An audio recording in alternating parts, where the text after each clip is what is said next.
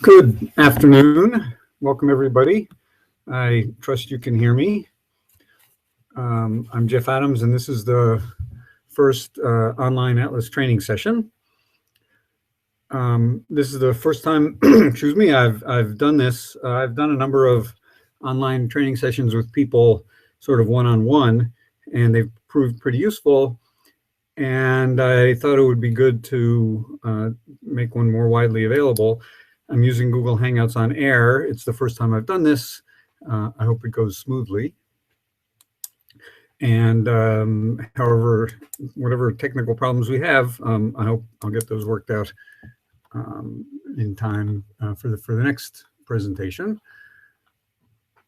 Let me double check the questions. Okay, so if you're logged on to Google Plus, you can participate in the question and answer sessions. And if you've, I believe that if you've logged on via YouTube or via the embedded video at the website, you should get a little message saying log on to Google Plus in order to participate in the question and answer session. So one way or another, I hope people will be able to do that. And feel free to ask me questions along the way if there's something that I've skipped or something that's not clear. There is something like a 30-second lag between my what I'm saying and when you hear it. And this is being routed through YouTube, and so it causes a little bit of the lag can be a little bit confusing, and you might need to wait. But hopefully, I'll get to answer questions that come in. So, excuse me, what I'm going to be doing today, so this is the first in a series. I'm hoping to do this or together with some other of the Atlas people as we go along about every 2 weeks. And we're starting, I want to start at the very beginning and just show people a little bit of the software, really how to get started. And then a little bit today, but more next time, we'll get into a little bit more of what the software can really do with respect to real groups and so on. I trust that people will send me examples they're interested in or ask me things if there's something they'd like me to talk about. And if you ask me a question during the presentation, which I don't get back, which I don't answer, feel free to email me. Okay, I have a question. Good. Emil, welcome. At least one person is out there. It's a little disconcerting talking into the screen and not knowing whether anybody's listening. According to the bottom of my screen, I have 8 viewers at the moment. Okay, so what I'm not going to do today is talk about installing the software. That I'm going to assume everybody has done or is able to do. And if you have questions about that, of course, contact me, but I didn't want to spend a lot of time talking about that. So I'm going to assume that one way or another, you've got the software installed. And if necessary, I'll do another broadcast at some point on that. Another thing that I'm planning on doing is having a more robust section of the website with an FAQ, for example, possibly a wiki for discussion, if that's helpful. And okay, so I see people are saying hello. Glad to see everyone. Let's get started. I'm going to share my screen.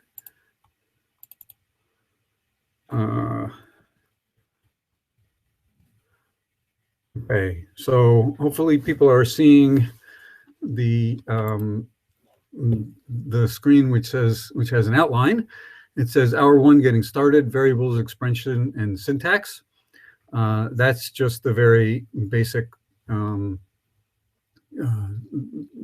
stuff about the software, which is not mostly doesn't have to do with specifically the fact that this is Lie group software, but just it's a programming language written by Mark Van Leeuwen, and I want to give people a little bit of a leg up on how to use it.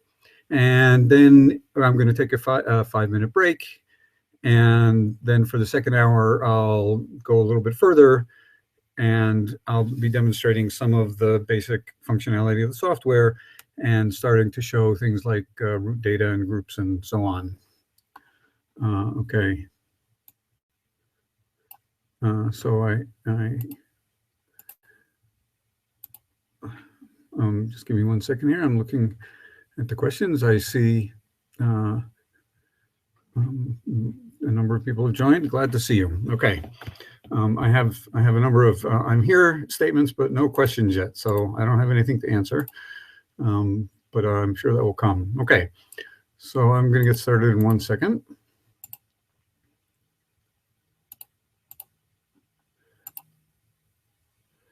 All right. So let's get started. So I'm in the Atlas software here. I just wanted to have a place to write something. So let me quit out of that. And so I wanted to start just by looking at the files and such. So if you've installed the software in a directory, you should see something like this. Depending on how you installed it, if you installed an executable, you'll see much less than this. But if you compiled it yourself, you should see a directory with all of this stuff in it. And the most important thing is this Atlas, and secondary is this file called FACO. Those are the only ones that you really need. The other ones are supplementary. So the main one we're going to be talking about is Atlas. And one thing you can do is you can give, in any Unix-related system, the command file atlas, and it'll tell you all of this stuff which, as far as I know, nobody actually knows how to interpret, except a little bit of it. So the main point is right here. It's telling you this is an executable file. This is telling you that it's a 64-bit. Also, this over here, it's telling you this is a 64-bit executable, dynamically linked, blah, blah, blah. This is a Linux machine I'm running this on. There's a hash ID here. I have no idea what to use that for. In any event, the main point is this is an executable file. And if I look at the file using ls-l, the main thing that I wanted to see is this X right here. This indicates that it's executable by user. And if it's not, you need to give the command chmod u + x atlas. That's not necessary here because it already is. But in any event, that's the executable. Now there's this other executable FACO, which I'm not going to talk about. This is the original C++ software, which is sort of stripped down, and we have some use for this. The developers use it, and power users might want to use it, but everyone else will be using the Atlas software, so I'm not going to talk any more about this. So the main thing is this file Atlas, and let's launch the software. The command is Atlas, and depending on how your system is configured, you might want to say /atlas. It may or may not matter, but I'm going to do that to make sure that the executable that I'm actually executing is this one in this directory. And I get this. So it says this is Atlas. It's version 0.6, Access language version 0.9. So there are a couple of different versions and objects going around here. To make a long story short, Access is the overarching language which Mark Van Leeuwen has written, and Atlas is what we're going to be looking at here. And then there's this other thing, FACO, which we're not going to be looking at. In any event, I have a prompt here, Atlas, which says that the software is running. So far, so good. And excuse me. Let's make sure that it's really running and it's not just sitting there pretending to run. Let's ask it to compute 1 + 1, and indeed that's equal to 2. So that proves that the software is running. And let's look at the very basics of the software. So this is a general purpose programming language, which is written by Mark, and it's designed, it has special features which are particular to Lie groups, to the Atlas project, but it has loops and conditionals and variables and expressions and all of the stuff that you expect in an ordinary, in a programming language. So let's just start by doing something by setting a variable. So the first time you define something, you use the command set, and you say set x is equal to 1, sets the variable x is equal to 1, and it tells us that this identifier x is an int, that is to say, an integer. And if I just type x, it will tell me indeed it's equal to 1. Now, one of the most useful commands is this command what type. And if I say what type x, it tells me it's an integer. So one of the data types in the software is int for integer. Okay, let me pause there for a moment. I just want to look around. See, I seem to have 11 viewers, although that doesn't seem to be authoritative. When I was testing the software, the number of viewers it was reporting wasn't necessarily the number that I knew I had in any event. Okay, so before I go any further, I thought a good thing to do would be to look back, to quit the software. Strangely enough, the command is called quit. And let's look at some of these files. The other important file here, or directory I should say, is this one called Atlas Scripts. And if you installed a precompiled version, the only thing that you will have is, I believe, Atlas and FACO and Atlas Scripts, and also messages. In any event, what's important for us is this directory, Atlas Scripts. So let's cd into that directory, and let's look what's in there. So it's a huge number of files with the extension AT, standing for Atlas. So these are supplementary files that the Atlas software can read in, and has other definitions and extensions of what the basic software does. But before I get into that, in this directory, there are a couple of important files, which are some help files. So let's look at those. I'm going to look at this directory, and there's Atlas functions.help right here, and there's atlas.help and scripts.help. The starting one is atlas.help, so let's look at that. And as you see here, this is an introduction to the Atlas software, which is what I'm running now. And there is some discussion at the beginning about installing it. And I'm going to skip past some of this. And then a little bit further down is the section Design Principles. And there's some information on how to get started with the software here. Some of the stuff I'm going to be talking about today, the details are found in this file.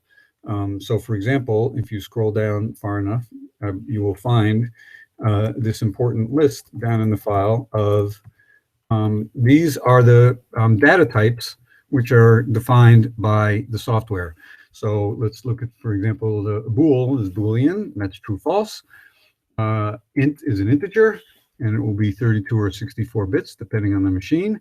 Rad is rationals, string is strings, vector is vectors of integers, and so on. I'll be talking much more about these things.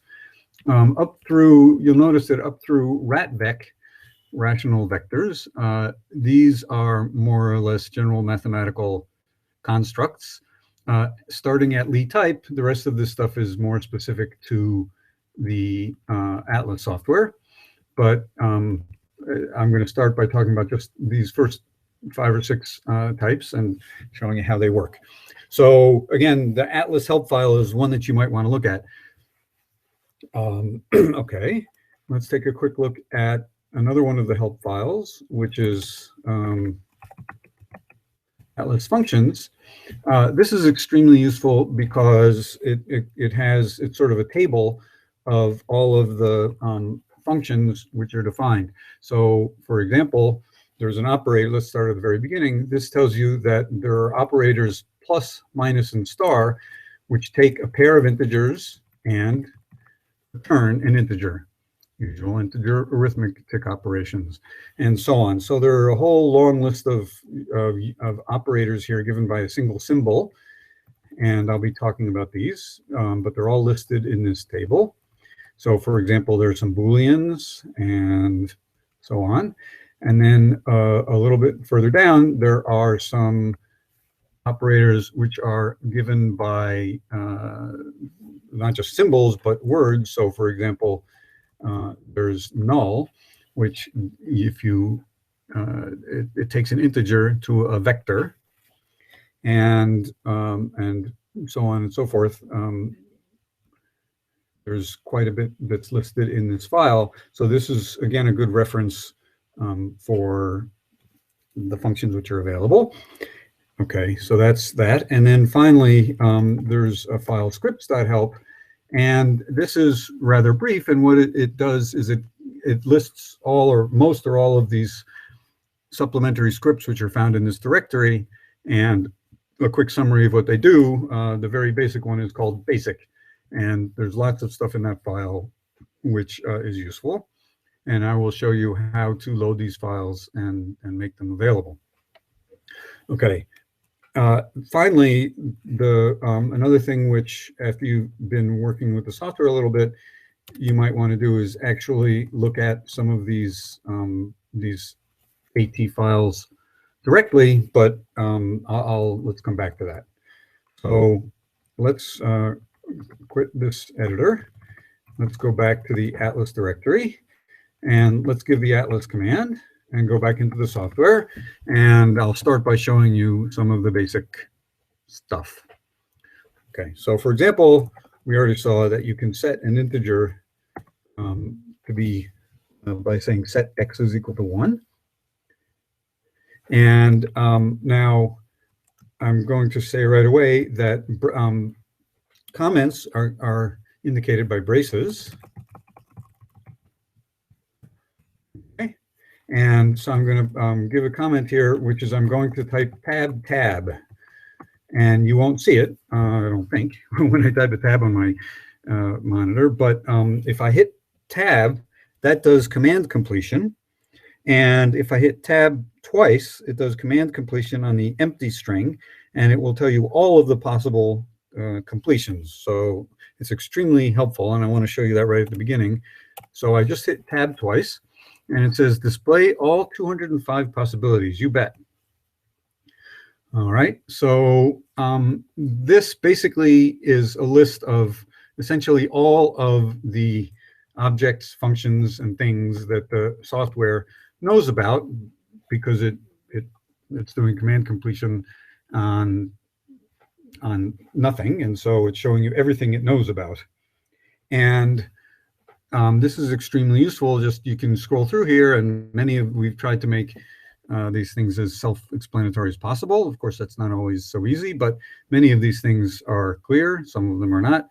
But I'll go through some of them. But anyway, you're often going to want to use the tab. And now another way that it does command completion. So for example, if you're not sure what the name of a command is, you can start typing it. So let's say, for example, you type nu tab. It completed it to null. But now if I hit tab again, twice, it will say the two possible completions are null and null module. So that's extremely helpful for people that can't remember these commands if you just remember the first few letters. Now the command completion is implemented by the readline library, and that's one of the slightly trickier installation issues of the software. So if you hit tab twice and you don't get this list, this opportunity to list all of the commands, that means that readline isn't working. And I highly recommend that you get it to work because it's extremely useful. Another thing that it does is you can do, I'm going to type, well, let's do an example. Let's say set y is equal to 2. And now I'm going to type control P. I'm putting this in the comments so you can see. If I type control P, I get the previous command, set y is equal to 2. And so it's easy to scroll back through the list of commands that you've been given recently. And you can edit them. So you can do control, and then you can change the 2 to a 3, for example. Okay, these are all helpful little tips. All right, so now let's take our integer 3, for example, and it's an integer. So, of course, what if I, let's set z is equal to 3 halves. So identifier z is a rat, which is to say it's now a rational. So let's look at z. It's indicated by 3 halves. Now, one of the things that the software naturally does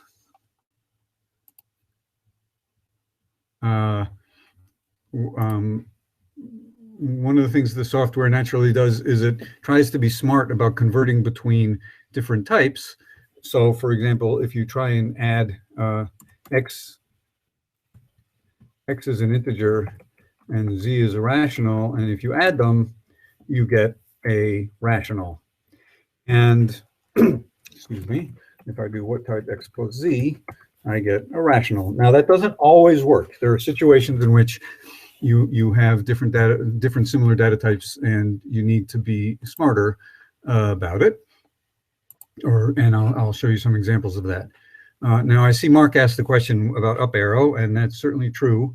I always forget about that, but up arrow, which I'm doing now, scrolls through the previous commands, and down arrow scrolls back the other direction. So that's another useful feature. Okay, now let's set x is equal to 3/5.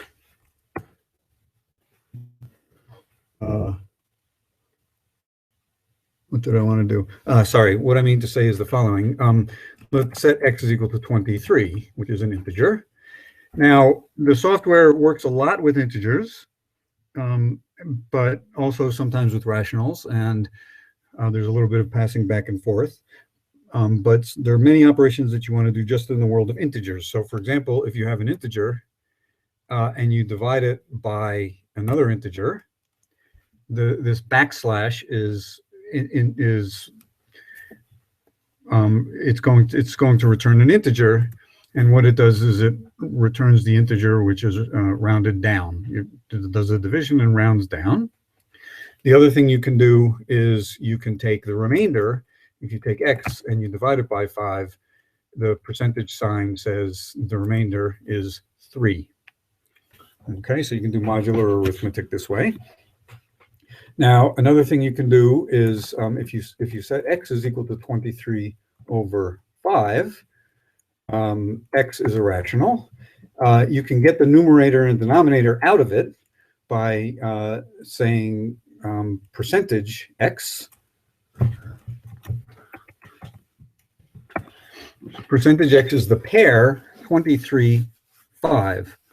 Okay, so now this is a new data type, this thing indicated by parentheses. This is a tuple, and it takes a little bit of getting used to how tuples work, so let me show you. So if I set, for example, let's say set z is equal to percentage x, and z is, I indicated here, it's a tuple of both entries are integers, and if I look at it, I get 23/5, and the way you extract the terms from it is you can set numerator, denominator, for example, equal to z. Okay, now those are both integers, so num is 23 and denom is 5. Okay. So now these tuples are extremely useful, and one of the nice things about them is they don't need to be homogeneous. So let's do an example of that. But let's see, before I do that, let me introduce another type. Let's say, let's set x is equal to hello world. So x is a string. So that's one of the data types. And if you look at x, it has quotes indicating it's this string. The quotes indicate that it's a string. And if I print it, well, I just see that. And I essentially never use the print command, but I always use the print s command, which says print, which stands for print string. And so this will print the string for me without the quotes. All right. Okay, so that's my x. And so, for example, I can say set z is equal to 1, 3/2, or excuse me, 2/3, x. And this is now a tuple consisting of an integer, a rational, and a string.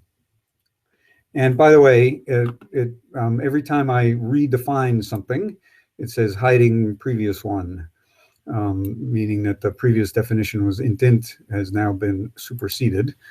I should have said, and I should have said that once you've defined something, let me do this example again. If you define something, for example, you say x is equal to 1, x is an integer. Once it's been defined using set, I can redefine it using a colon. X colon equals 3 redefines it to be 3. On the other hand, once x is an integer, you cannot redefine it to be a different data type. If you say x colon equals 3/2, it complains. It says it was a found rat while integer was needed. You're allowed to redefine something to be a new value of the same type. And so anyway, that's that. All right, what else? Let's look at vectors. So there's a vector type, which is denoted vec. And if you want to define something to be a particular type, you do that by saying colon. So I'm going to set a vector to be 4, 6, 7. Set, v is equal to vector 4, 6, 7. Oh, as it says, identifier v is a vec, and there it is. I mention this because I could also say set w is equal to 4, 6, 7 without specifying that it's a vec. And there's a different data type. Well, it's a multiple data type or something. There's some I don't know exactly what to call it, but it's this this braces integers. The square braces is the syntax for an array or a list. And so this w is a list of integers. And excuse me, v and w are essentially the same, except one is a vector and the other one is a list of integers. Most of the time it doesn't matter, but sometimes you need to specify, and you do that with the colon. Okay, so let's look at our v.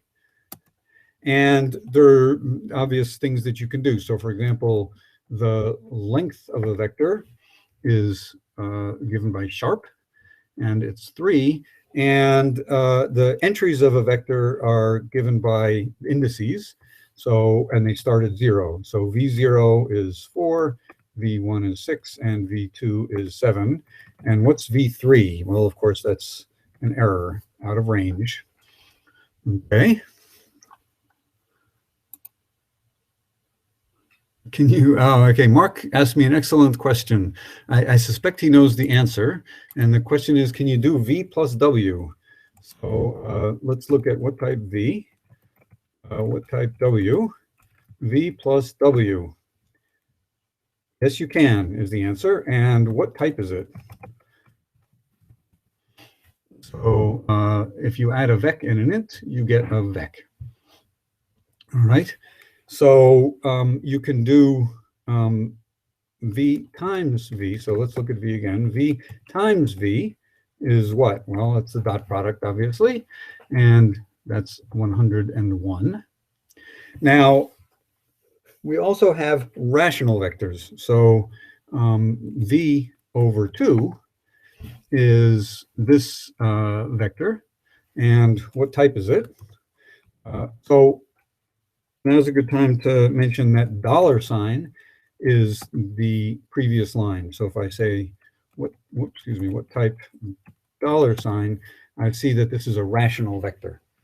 Now there's two ways to specify a rational vector. I can say set, let's do a is equal to 1/2, 2 halves, 3 halves. Or I can say b is equal to 3, 2, 1 over 3.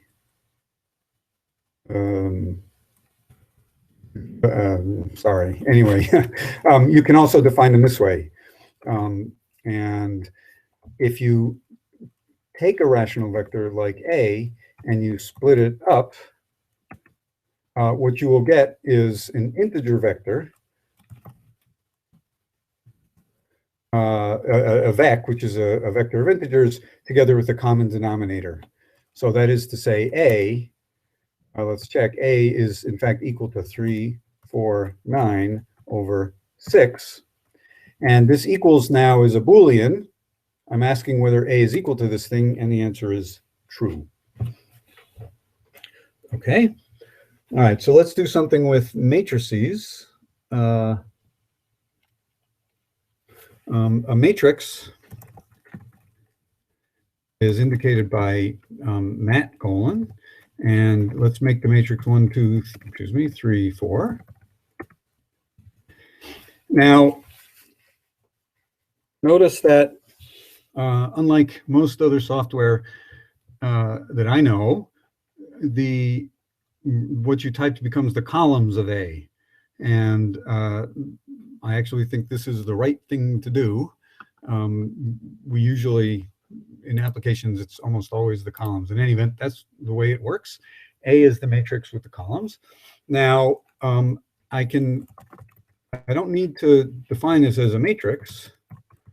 I could have said B is this, and B is an array of integers. And excuse me, it's an array of integer arrays, which is to say 1, 2, followed by 3, 4.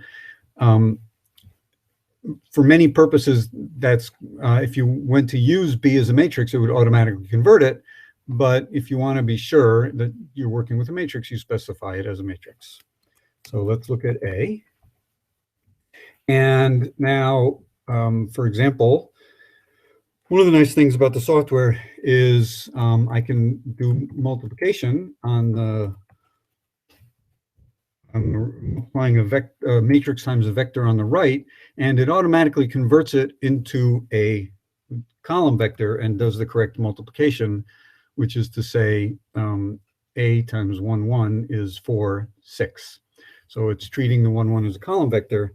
On the other hand, I can multiply on the left, and that's now treating it as a row vector. The answer is 3, 7. And there's the transpose operation of A, which gives you the transpose. Okay, now let's look at some other matrix functions. If I do invert of A, what do I get? So this is an interesting command. Invert A gives me a pair, a matrix, and an integer. So let's look at those separately. Let's set B is equal to invert of A. So B is this matrix, and D is the integer 2. And what this is about is that we're working totally with integer arithmetic here. and it can't invert this matrix because the determinant has a the determinant is -2, in fact. And so what it gave me is the matrix inverse up to 2. So if I do A star B, multiply these two matrices, I get 2 times the identity. All right, so this is a good place to pause and load a file. So I would like to compute, there's another command called inverse of A, and I gave it, and it says undefined identifier inverse. And I say, well, no, I know that this command exists, so why isn't it finding it? Well, the answer is because it's defined in one of these supplementary files, which I haven't loaded yet. And so let's take a little time out to show how to do that. The file input and output is given by the less than command for input, and the greater command is for output. And it turns out that the file that I want to load is this file called basic.at. And now I really get aggravated because it says failed to open input file basic.at. So I'm going to quit and show you how to fix this. The point is, I look where I am. I'm in this directory A, and if I do ls, the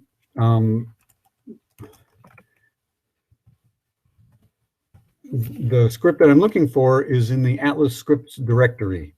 So what I recommend you do is when you launch the software, you should launch the software. Well, one of the options is to launch the software from this directory, /atlas, and give it the path argument atlas-scripts --path equals atlas scripts, tells it where to find the supplementary files. So if I do that, I can do load basic. And one of the nice things is it does file completion. So I just hit, let me do that again. I type BAS and then I hit tab and it completed it. So I can now load this supplementary file, and it loads all of these definitions. So let's go all the way back to the top and see what it did. It says added definition of sharp, and it's some new definition of sharp which takes an integer and returns an array of integers. And it added several definitions of sharp. It defined something called assert, and it added all of this stuff. And before I go any further, let's just take a quick look at the basic file to see what's going on. Oops. Atlas scripts basic. So here at the very beginning there's a command that says set sharp. And well, I'm not going to talk too much about this, except that it's defining this new function sharp. And let's look at an easier one. So for example, if you look down a little bit, here's a command which is easy to understand. It's the absolute value command. What this says is that it's defining a function called ABS. The argument is an integer k. The output is an integer, and if less than k, then it returns -k. And that means that if k is negative, it returns -k. Otherwise, it returns k. So in any event, there's a whole slew of rather basic functions defined in this file. And in particular, there's a function here called inverse. And the inverse takes a matrix and returns a matrix. So that's the command I was looking for. So I'm just confirming that that's where it was in the right place. So let's go back and set A is equal to this matrix 1, 2, 3, 4. And the determinant of A is -2. And what I'd like to take the inverse of A. Well, I can't. It says this matrix is not invertible over the integers. And it's giving you a little more information. It said it tried to call the command inverse, and it tells you where that command was defined, and it's an error because it's not invertible over the integers. On the other hand, if I set a is equal to 1, 2, 0, 1, let's make it a matrix just to be clear. What's the inverse of a?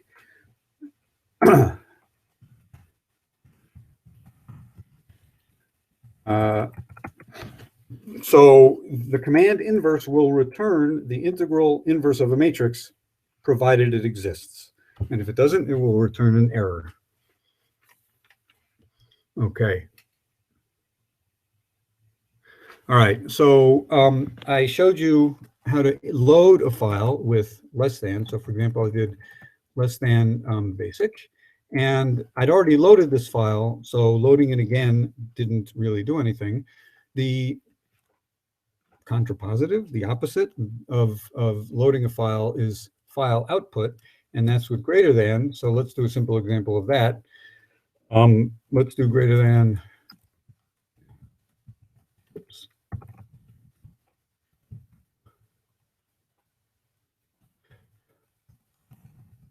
So what this does is it says that it's going to redirect the output to the output file, the file named output file.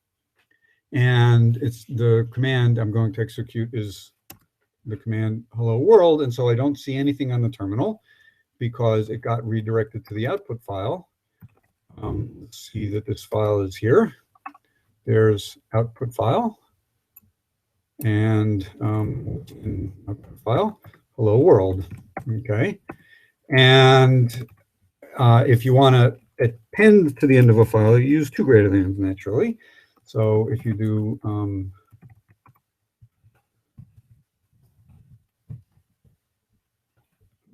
I'm sorry, I can't have a misprint. There we go. So the double greater than, oops. What did I do? Sorry, I forgot the name of the file. Output file. Okay, let's pause the program and look at output file. It appended the string to the end. Okay, so that's file input and output.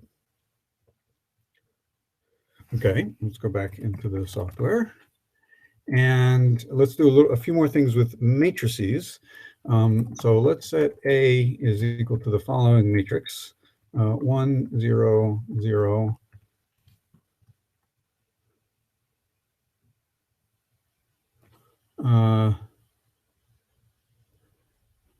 1, 0, 0, 0, 2, 0, 1, 0, excuse me.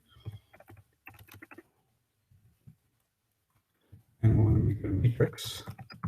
By the way, I should also point out something that I've been doing is if you do Control A, it jumps to the end of the beginning of the line, and Control E jumps to the end, and Control B scrolls back. And so it's quite easy to go in and edit edit things. So I was able to put in this word mat, which I'd forgotten. So here's A. So this is a matrix in row echelon form. And one of the things, of course, that you need to do all the time in the software is solving linear equations. So for example, let's solve the equation A times vector is equal to 3, 4, 0. And let's set, well, let's just see what it returns. What did it return? What type did it return? It's an array of vectors. So the double brackets here indicates that it's an array of vectors, and the first vector it's giving me is -1, 0, 4. And well, what it's returning is a basis of a z basis of the space of solutions, and in this case, there's just one. So if I set answer equal to this thing, what is answer? And if I set v is equal to the 0th vector in the answer, you get this vector, and let's check that a times v is supposed to equal 3, 4, 0. But let's do another basic linear algebra construction.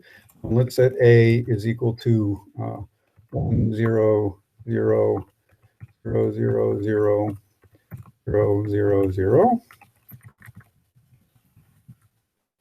So let's take this matrix.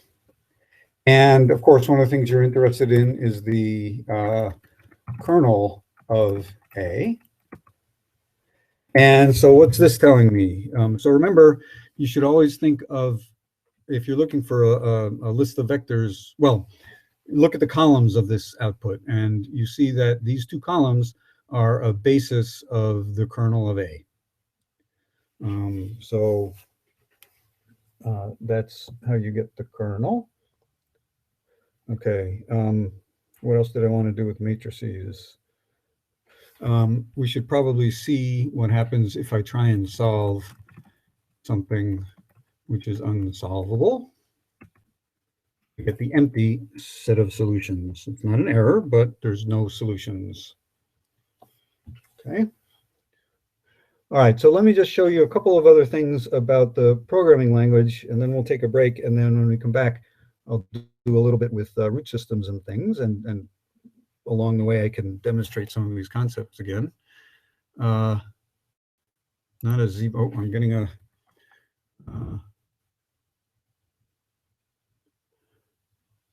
Okay, Mark corrected me, of course. Solve doesn't do what I said. It's not a Z basis, it's just a solution. Okay, so let's check. What happens if I do solve? Well, let's set A is equal to 0, 0, 0, 0.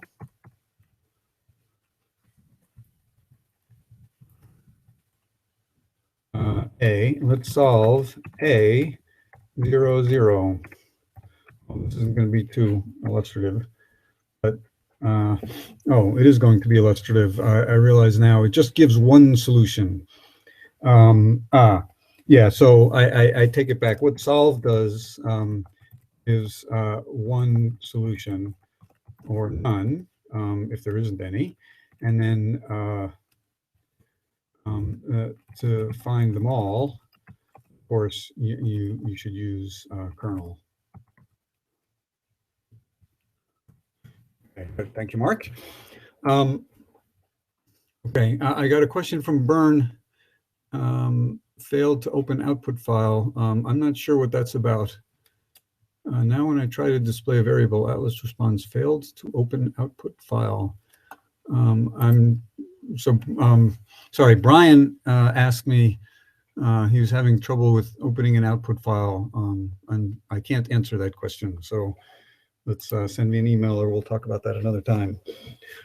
Okay, so let me just show you a little bit about functions.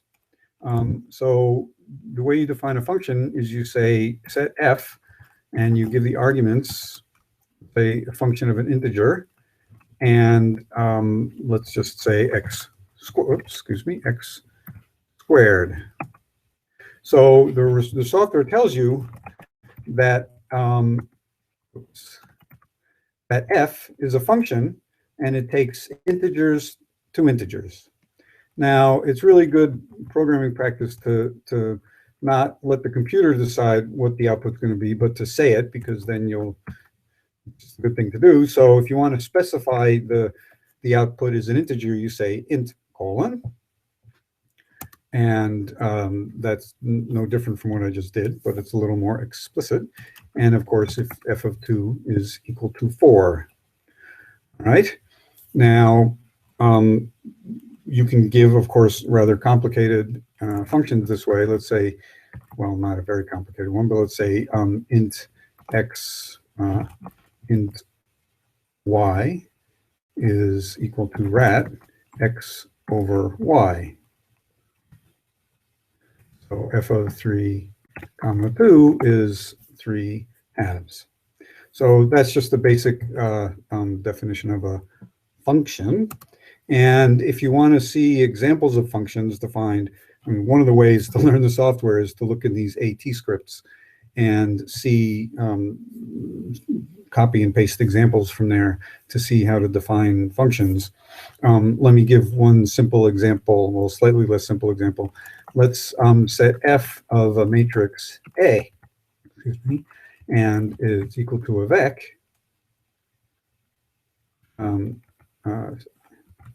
It's equal to a vec colon.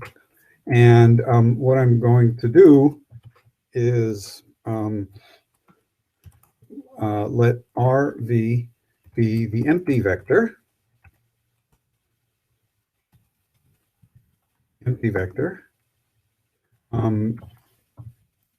In for V in A, excuse me, for V in A, do RV sharp colon equals V odd semicolon RV. Okay, there's a lot in that line, but I think it's worth looking at. I hope I did that correctly. So let's set A is equal to my matrix 1, 2, 3, 4. And what is f of A? So this is the flattening function. It takes the columns. I should have explicitly said this is a matrix, and it takes the columns and writes them as a single, spreads them out into a single row. So let's look at this command and see what's in it. So the first part says I'm defining a function of a matrix, which is returning a vector. And now RV, this let says I'm defining this variable RV to be a vector, and it's the empty vector.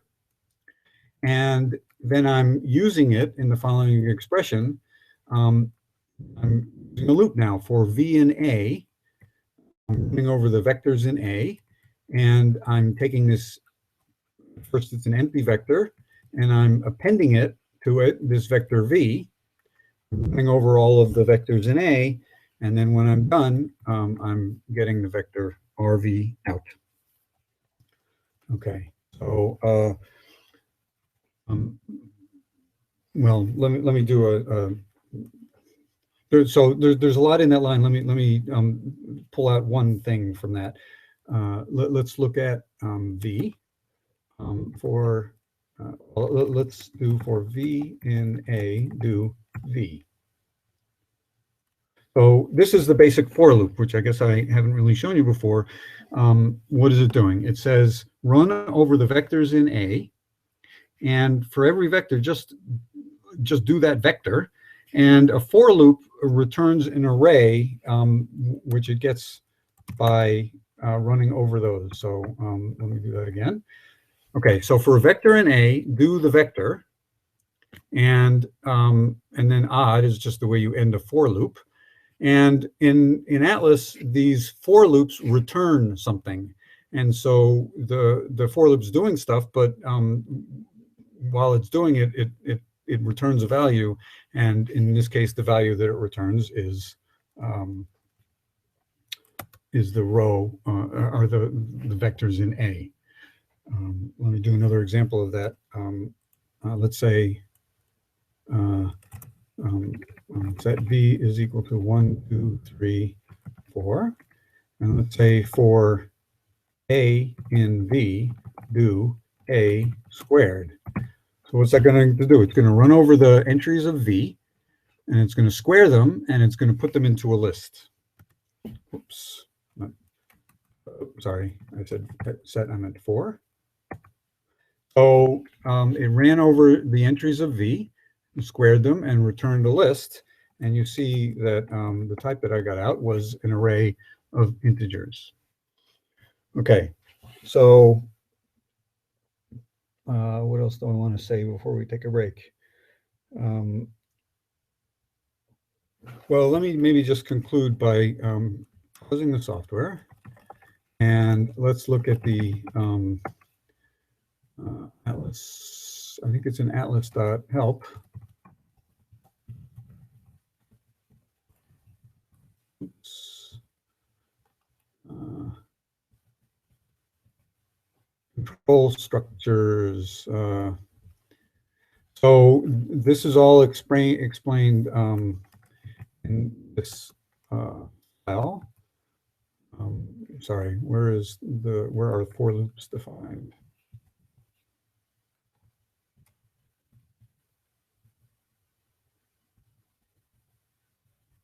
Sorry. In